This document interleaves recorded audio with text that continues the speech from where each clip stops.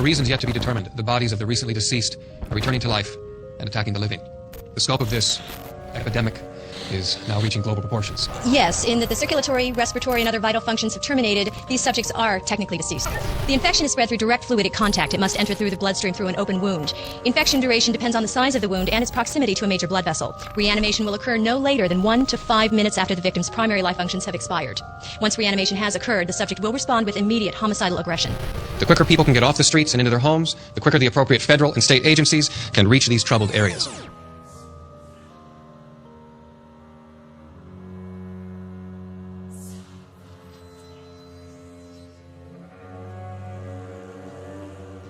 No questions.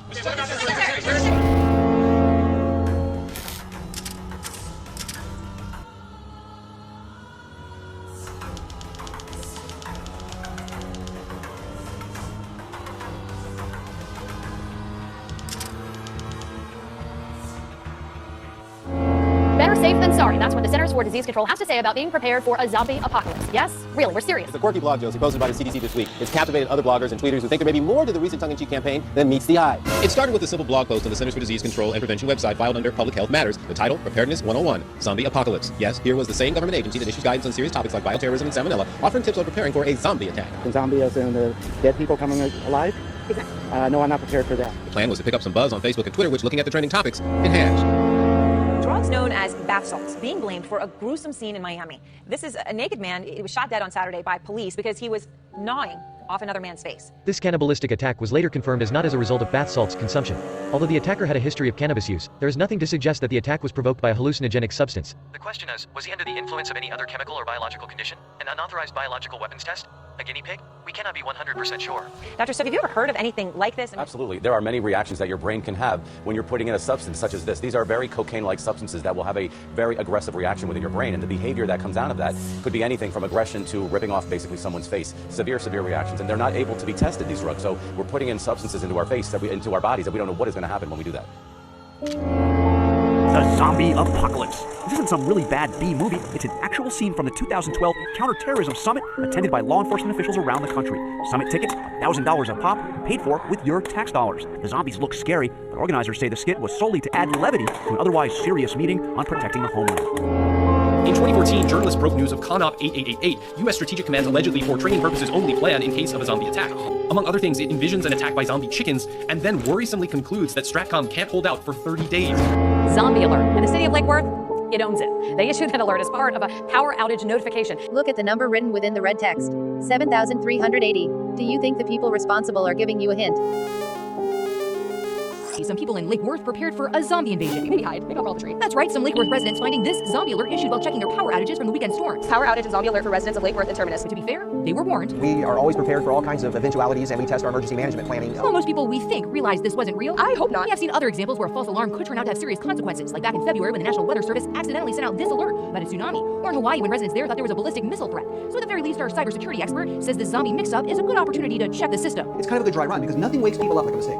And the city manager told me that this is actually not the first time that they have seen this quote zombie alert, though they thought they saw it after Hurricane Irma and they thought they took care of the issue. He tells me that they are taking this seriously and investigating who, if anyone, is responsible. And zombie deer disease is a nickname given to chronic wasting disease. Now, the reason it leaves animals with a zombie-like appearance in their final days. Agents with Wildlife and Fisheries say there have been at least 16 confirmed cases in Mississippi, and health officials are worried that it may threaten human health in the future. However, it's important to note, state wildlife officials say there are not any recorded human cases, but the disease has been found in deer, elk, and moose in about 26 days.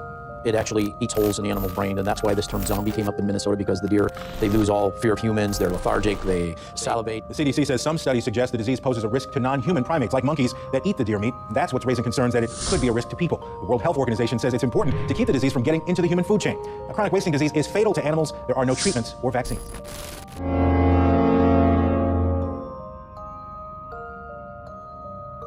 Some are claiming that Nostradamus predicted a zombie apocalypse for 2021, pointing to the following passage that the French philosopher supposedly wrote: "Few young people, half minus dead to give a start.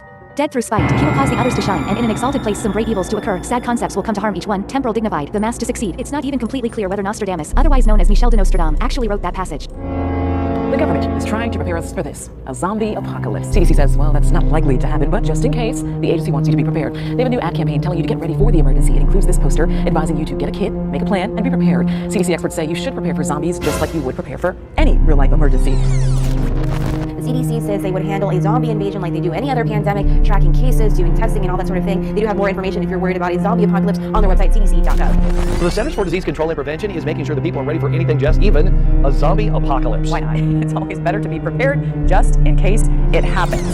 I'm here from the Centers for Disease Control and Prevention in Atlanta, Georgia. I'm here today to talk about zombies. I know a lot of people wonder why CDC would ever be talking about zombies, but we've actually used that as a really great tool to talk to the public about emergency preparedness and how a zombie apocalypse is really just like any other emergency and what they can do to prepare. We really want people to understand that they need to have an emergency kit, an emergency plan, and know what to do when disaster strikes. And if it takes zombies to talk about that, then we're fine with it. Apparently, the CDC has put out new guidelines, tips on surviving a zombie apocalypse. What? I'm not making this up. This is starting to trend right now. The CDC. We did this story like 3 days ago, though. Okay, well, it's back. They're telling me that we need to do it again. Okay. So I'm just taking direction, right? So maybe someone spotted a zombie. You sold it to me, Holly, but I think we reported this like 3 days ago. Well, it's my first time hearing about it. Okay, thank you, Marissa. Wisdom, have you heard about it? No, I didn't know zombies were right. real. Well, clearly, Tucker was watching another news program. So the thought of trying to get a bunch of teenagers, for example, to sit around, talk about mosquito control or pandemic control might be difficult. But to have them sit around talking about what kinds of things can we do for a zombie attack, it could be a lot of fun. If there was a zombie apocalypse tomorrow, how would you prepare? I have no idea how I'd prepare because I need some sort of guideline from like a government body to give me these preparations. Does that exist, Eva? Oh my gosh, Darren, I didn't think you would ask. So the CDC, like the legit CDC, put out a zombie apocalypse page where they go through what to do if there's a zombie apocalypse. And people are like, what the heck? And this is the Center for Disease Control. Yes. And we're in the middle of a pandemic. People are already on edge. Why do they do this? I don't understand why the CDC put this out. The CDC is getting official, sanctioned advice on how to survive a zombie apocalypse. It's after online predictions say that 2021 is the year it could happen, and of course the internet is always right. Now this spirit is our questions about a possible zombie apocalypse make for a lively topic on social media. The CDC made a tongue-in-cheek reply by issuing tips on how to be zombie ready in case of a sudden outbreak. At the most basic level, a zombie test has to measure the spread of a disease, undeath in this case. And that usually means a mathematical model that's also used to predict real epidemics like Ebola, SARS. They're even used on historical plagues. One that's frequently employed is called the SIR model, and essentially it takes a static population and divides it into buckets of susceptible, infected, and removed individuals, the last of which can mean either immune or dead. Modelers make educated guesses about rates of infection and removal, and then watch the population buckets drain and fill over time. And then once the R category gets high enough, you basically end the outbreak. So for zombies, we just switch the I to a Z and watch the carnage, right? When you have zombies, you have to add in some additional variables. For the ideal city in a zombie outbreak might be less dense, more remote, more protected by its surroundings, and less connected via air routes, with more guns, more people trained to use guns, more engineers, more food, and proven public health infrastructure.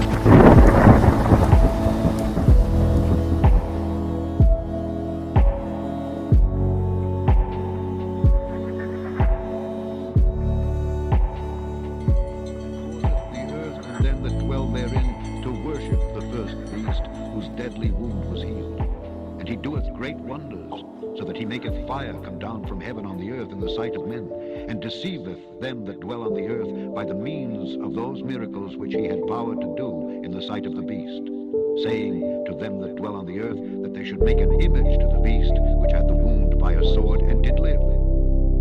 And he had power to give life to the image of the beast, that the image of the beast should both speak and cause that as many as would not worship the image of the beast should be killed.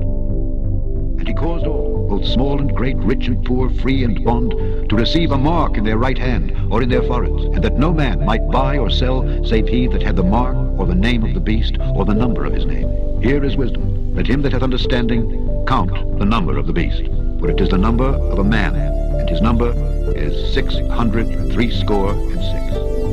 Let's be clear about one thing. We at Truth Hiding in Plain Sight do not believe a zombie epidemic will break out in 2021. We think these 2021 zombie apocalypse claims are purely a tactical ploy to spread misinformation so as to later give people a sense of security when nothing prevails before 2022. But, we do have concerns that in the current global climate, especially under the looming and ever-present threat of nuclear war, that a perfect storm may be triggered if, after the event of a nuclear war, the DNA-altered population are bombarded with abnormal levels of nuclear radiation through residual contamination from nuclear fallout. Who knows exactly what side effects this DNA-altered population will experience once they are exposed to such adverse radiation? Is a zombie apocalypse now out of the question? This, of course, is purely speculatory on our behalf. But it doesn't mean it is beyond possibility. Only time will tell.